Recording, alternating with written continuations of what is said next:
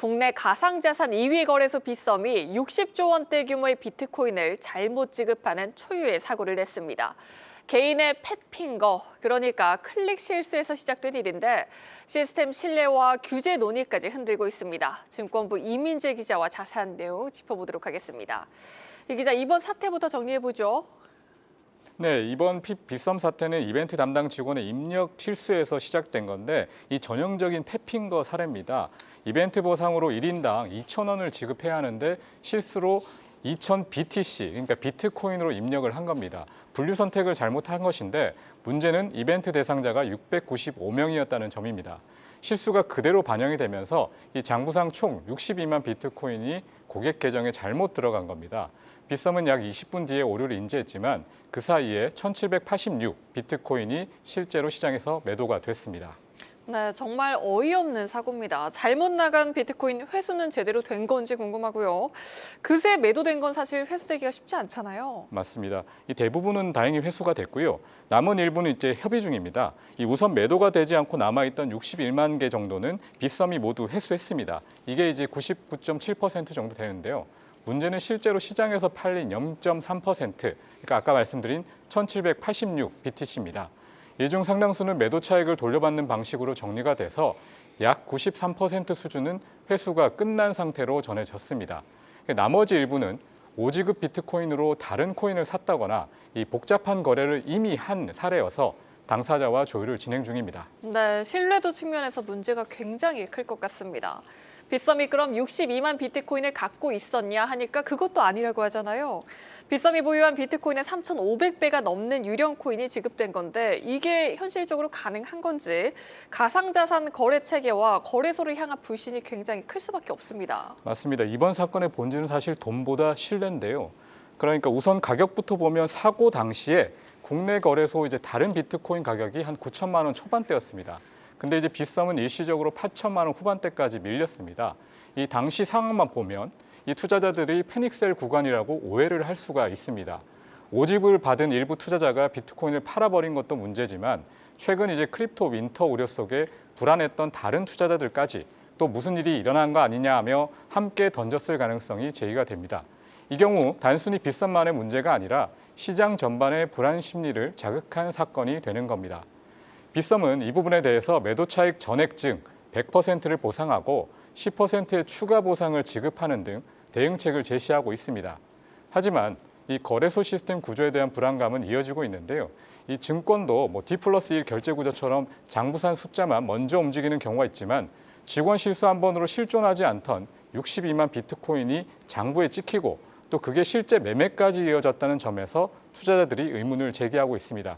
실제로 투자자들 사이에서는 과거에도 이런 일이 있었던 거 아니냐라는 의혹까지 제기를 하고 있는데요. 다만 투자자들이 헷갈려하는 이 장부 거래에 대해서 좀 살펴봐야 될 것 같습니다. 네. 이게 보면 그 디지털 자산 거래소나 은행이라든지 전산장부의 숫자를 기록하는 방식들에서 자산을 관리하고 있는데요. 실물 자산이 움직이기 전에 동시에 장부상의 잔고가 먼저 찍히는 구조 자체는 전통 금융에서도 똑같이 쓰이고 있습니다. 예를 들어 증권도 이제 결제 구조가 장부상 숫자만 먼저 움직이는 경우가 있는데요. 그래서 핵심은 장부 거래냐가 아니라 검상장부가 실제 보유 자산에서 항상 일치하는지 정합성을 얼마나 잘 점검하느냐가 중요합니다. 이 전통금융은 장마감 후에 시제 맞추기를 하듯이 디지털 자산 거래소도 비슷한 검증 절차가 필요한데요. 이와 관련해서 빗썸은 해결책을 내놨는데 실제 거래가 된, 그러니까 장부상 비트코인에서 현실이 된 1,786 BTC만큼 보유 비트코인을 투입하고 모자란 부분은 빗썸이 매수를 해서 채웠습니다. 현재 이제 이보다 많은 비트코인을 준비하고 있다는 입장입니다. 네, 거래소 내부 통제의 구조적인 취약성이 고스란히 드러난 사례입니다. 이번 사태가 디지털 자산법 논의에도 영향을 주겠죠? 맞습니다. 이제 규제 강화론에 좀 불이 지펴질 것으로 보이는데요. 당국은 그동안 가상자산법 논의 과정에서 이 거래소 내부 통제와 투자자 보호 취약하다 이런 문제의식을 지속적으로 제기를 해왔습니다. 이제 그 우려를 현실로 보여준 셈이 됐는데요. 빗썸은 주말 동안에 자체 조사 결과를 당국에 보고를 했고 당국은 또 위법 소지가 확인되면 추가 현장 검사를 실시하겠다는 방침입니다. 이 과정에서 드러난 미비점은 곧바로 법안과 시행령에 반영될 가능성이 큽니다. 금융위는 이미 무과실 책임 규정과 외부 점검 의무 등을 이 가상자산법에 포함하겠다는 방침을 시사했는데요. 말 그대로 실수든 아니든 사고가 나면 거래소가 전적으로 책임지는 법을 강화하겠다는 의미인데 이런 불똥이 다른 규제도 튈까 업계는 노심초사하고 있습니다. 네, 이런 일이 터지다 보니까 규제 강화에 반대하는 목소리 약해질 수밖에 없겠고 디지털 자산법도 일정이 예정보다 뒤로 밀릴 수밖에 없을 것 같습니다. 맞습니다. 업계에선 부담이 굉장히 큰데요. 현재도 거래소 지분 제한, 은행 컨소시엄 등 굉장히 다양한 문제에 대해서 혁신을 막는다면서 좀 반대하고 있는 상황인데 이번 사건 이후로 규제가 약해서 이런 일이 좀 일어났다. 이런 힘이 받을 가능성이 있습니다.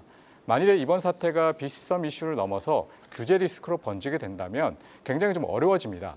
예를 들어 이제 거래소 지분 보유 한도를 15% 안팎으로 제한하는 안이 실제로 도입되면 빗썸뿐만 아니라 네이버, 두나무, 미래에셋, 코빗인수 같은 빅딜까지 줄줄이 영향을 받을 수가 있습니다.